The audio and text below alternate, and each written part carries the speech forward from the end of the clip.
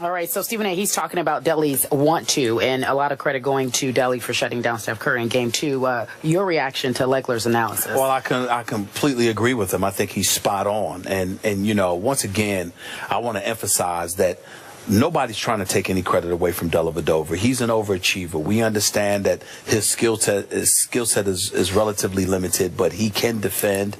He's a tireless defender. He goes after it. He works very, very hard. He gets up in your face and what have you. And because of that, that makes him an absolute pest, which means that he's effective for any team that he's on, and he's a nightmare for the opposition. We understand that. And then, but you also have to understand something, and this is just knowing the game of basketball. When you are limited, what happens is that a lot about defense is effort. And there's no shortage of effort when it comes to a Dellavedova.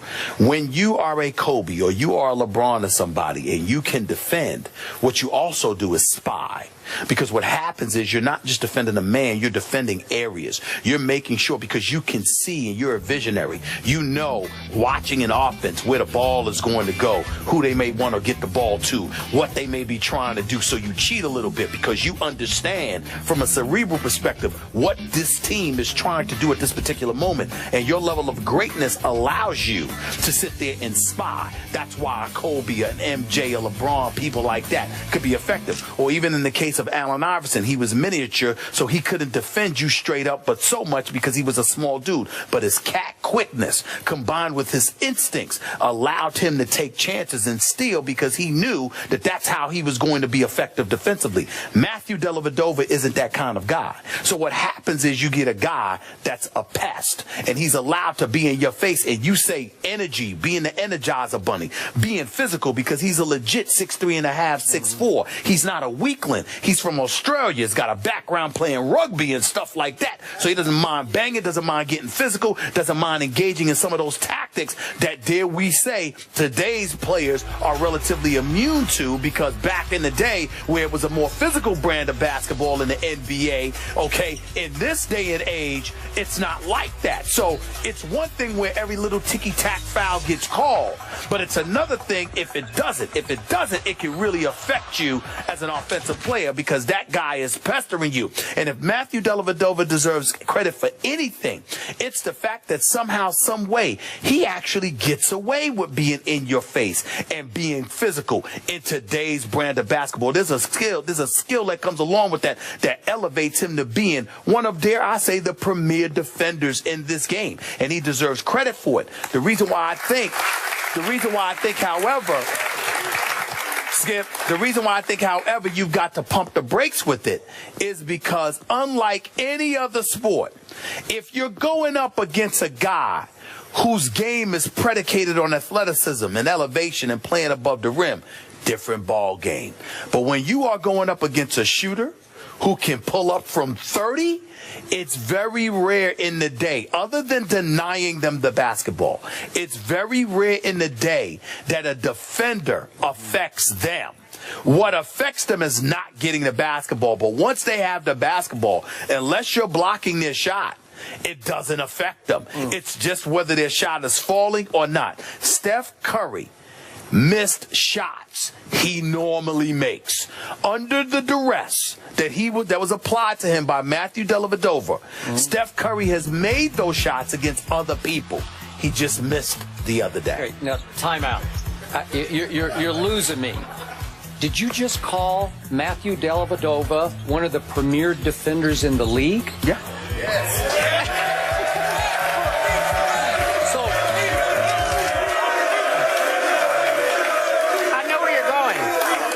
You're going, sir. So I think it was yesterday or maybe just the day before, you were pretty hard on him. Skip Bayless. I thought you gave him next to no credit, Skip and now Bayless. he's... That's because you don't listen. I think I listened too hard. It's okay. I think I heard it all. No, what you do is you give your opinion, and you're so fixated on it that anything that remotely deviates from it throws you a curve. But in the end, what it comes down to is this. Like, don't you and I both agree that Tony Allen is an elite defender? Tony Allen for the Memphis Grizzlies? One of the best. One of the best. Yeah. And for the first, when they lost games 2 and 3 to Memphis, all right, we said Golden State's in trouble. Now, Tony Allen getting hurt had a lot to do with that.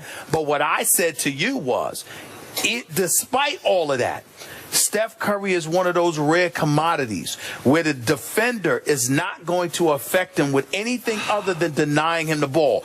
Once he has the ball, the shots that he takes, Skip, it doesn't matter whether somebody's in his face or not. I've seen Steph Curry. I've seen Steph right in his face. I've seen not if you don't block his shot, because I've seen Steph Curry with his eyes closed hit threes. That's how good he is as a shooter. See, what gets me is your respect that you're giving Delly is grudging at best. You're sort of writing him off. You're undercutting him as an overachiever when, in fact, I watch his feet. Those aren't overachievers' feet. Those are star defenders' feet that I'm seeing. And that's what Legler had to go back and break it down. You know, sort of slide for slide. I'm going to look at this one. I'm going to freeze it. I'm going to freeze it. I'm going to freeze it. And I'm seeing a guy who, on film study, Dellavedova, after the game the other night on SportsCenter, talked about how much tape he watched of Steph before the finals started, because they had all those days to get ready. He was beating Steph to his sweet spot with his head. And again, that's borderline. I'm not going to call him a star yet, but he's a borderline star defender, because I saw him do it against Derrick Rose, then I saw him do it against Jeff Teague, and now I'm seeing him do it against Steph Curry.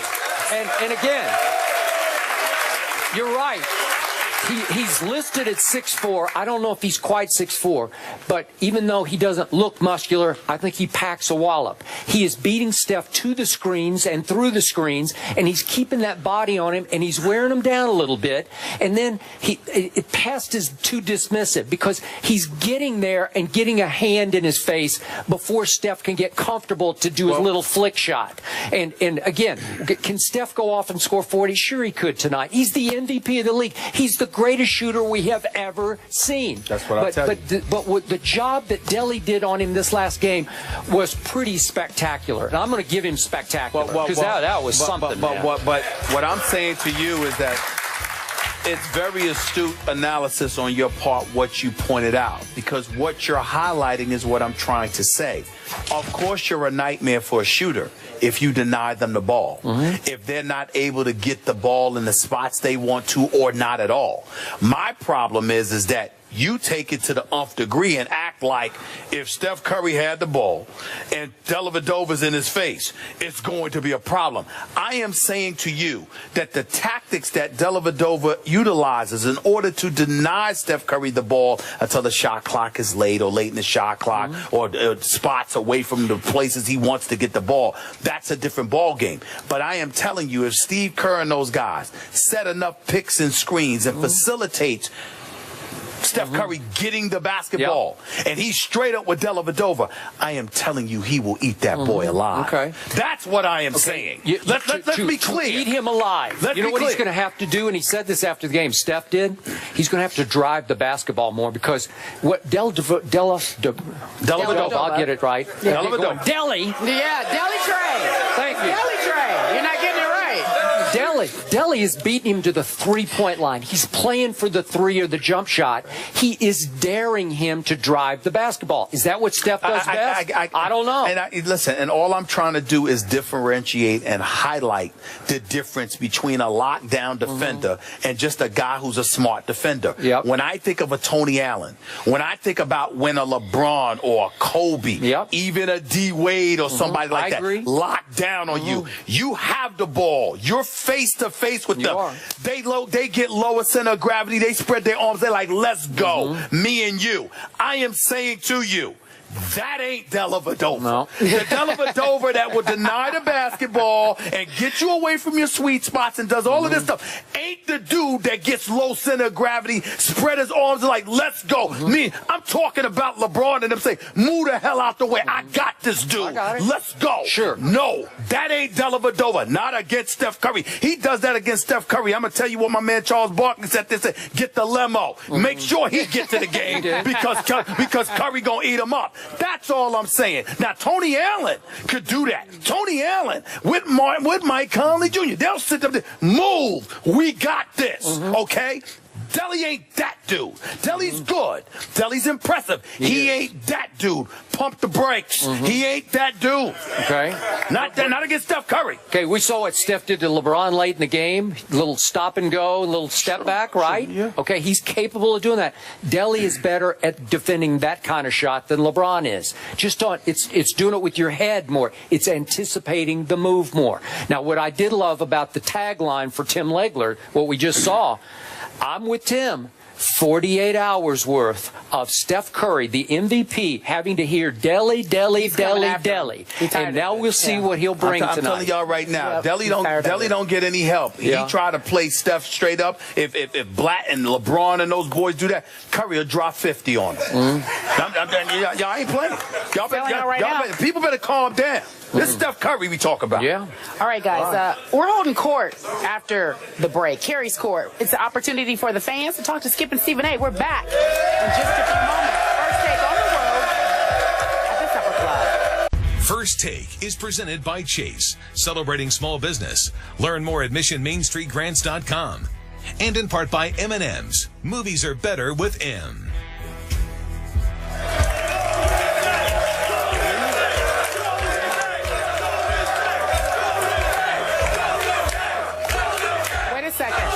Wait a second. There is some confusion. There's Golden State. There's Golden State and Cavs fans. You guys are bold right here. I get you guys. You really do. Keep it friendly. Keep it friendly. We understand. These guys need to be careful. They just need to be careful. Cautious. Be kind to them. Proceed cautiously. Yeah. As I was saying, we love when people watch the show and send us some tweets. You guys know about Little B, right? You know the curse that Little B put on Kevin Durant and James Harden, which you think is kind of funny. He also said, though, he said specifically that LeBron James, there was no curse. So he's all straight, right? Everybody's good with LeBron. He just tweeted the show. He just wanted us to know that he really liked the Iman Shumpert video, and he wanted to see what you thought about it. What do you think? I just hope Little B doesn't put a curse on Delly. Uh-oh. Right? What if he did? Yeah. He's not cooking yet? No. No, not going to happen? Okay. All right, so let's talk about Game 3. Stephen A's like, I'm not a part of this. Who wins the game tonight, my friend? I'm picking Cleveland.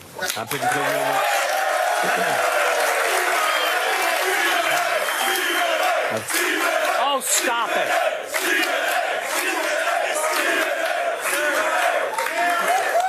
I really believe that Game 3 is pivotal in this series. I think that, LeBron imploring the crowd in Cleveland to show up, to be raucous and noisy. I think that there's a need for that. He knows that his troops are going to need all the support that they can get because Golden State's going to be ready tonight. And I think that Cleveland's going to have to find a way to win. Keep in mind, Golden State is still the best team in this series. Cleveland just has the best player in the world. They will find a way to escape with tonight's game. And Iman Shumpert's got to show up offensively, too.